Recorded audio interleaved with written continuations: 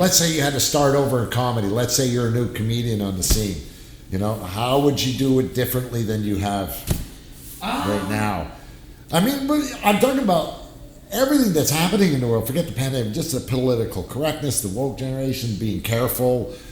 Would you approach it different, or recommend a young comic to approach things differently? I think the thing I'd do differently is I started in English in '93, and then I stopped doing shows in English for about 10, 15 years. I just concentrated on the French side. I would have come back to the English side sooner. Yeah. And the only reason I'm saying this is because I noticed, like, on the English side up till 2010, you could, like, basically do anything without offending anyone. Oh, and gosh, now English Canada is so woke and so easy to offend. It's so uptight. And America is the same way, and England is the same way. So I feel now that I'm getting better at English comedy and getting more opportunities. The crowds aren't as fun as they would have been 15 years ago. Oh yeah, it's funny. You started doing comedy just a year before I started, so we almost crossed paths. You know, started at the Comedy Works with Jimbo and then Ernie, and then I worked there and stuff like that. And then you pop back. English and French comedy. Now you started English and you went French. And when I was working at the Comedy Nest, we started. This is years ago when Ernie Butler was still alive. We used to do like Sunday nights for francophones to come in, and I got to see their approach versus our approach. Talk to the audience about, you know, the two different approaches, because English comedy is more grassroots. Yeah, there used to be like a huge difference. I noticed, like 15 years ago, it was like two different worlds. Yeah. And I think because of guys like Sugar Sammy and guys like me that did it in both languages, I think French comedy now, and I think a lot has to do with like YouTube and Netflix. So I think now they're both closer to what they used to be. But in the old days, French comedy was very, it was almost like long monologues, more than... Very character driven too, though. Almost like watching theater. Yeah. And because a lot of guys now go to Bordel, Mike Patterson, a Montreal comedian, few other guys that I know have gone to the Bordel, and you're doing some English shows there, or they're doing French there on their open mics and stuff like that. We try not to do too many English shows at the Bordel. That makes sense.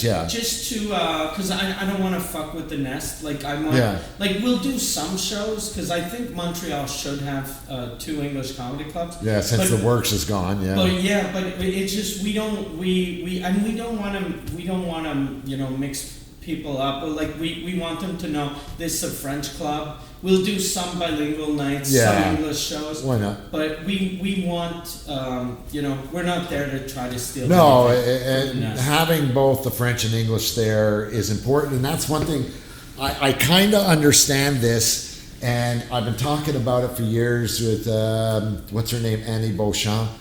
I don't know if she's still doing comedy or not. Annie Deschamps. Deschamps, excuse me. Why did it take so long for a francophone club to open up in Montreal? Now I heard it has to do with the Actors Union. I don't think it's the Actors Union. What was it then? I have no idea. Like we've I've been wanting to start a French comedy club since the 90s. Yeah. And whenever I think it's because French comedy in the 90s used to pay really well. So if you do like a show in a bar, the opening act would get like $125, the MC would get $350, and the headliner would get $600 or $700. Right. So then when we were thinking about starting a club, a lot of people were like, you can't afford that. You can't afford to pay people that much. Yeah. So then we're like, okay, we'll pay them less. But then the comics that were used to, like beginner comics were already making, $150 a night. They didn't want to come in for $10. Oh, okay. Well, yeah. All right. But you know what? On the other side, in the English side, because I've done it, and I think they went too much the other way where, no, you're not getting paid. Not on the weekend. That's different. Yeah. Excuse me. Weekends, everyone would get paid. But even the difference what an English MC would get on the weekend to the francophone clubs is still a big difference. Yeah, it's still a big difference. I think English has to catch up a bit. That's why guys like Mike Patterson or like Pantelis do a lot of shows in French now, or I'm trying to think of Montreal Anglophone comedians that do it in French. I don't see why, if you speak both languages, why you wouldn't do it in both languages. Exactly. It's and the crowds like, this is a thing I've noticed, and I'm pretty sure this because of Sugar Sammy. A lot of the French crowds now, there are a lot of Anglos that come to see French shows. Oh yeah. Where you didn't used to have that. No, that's right. Like, it used to be, if you did a English show in Montreal, almost no one spoke French in the audience. If you did a French show, almost no one spoke English. And now people pretty much speak both.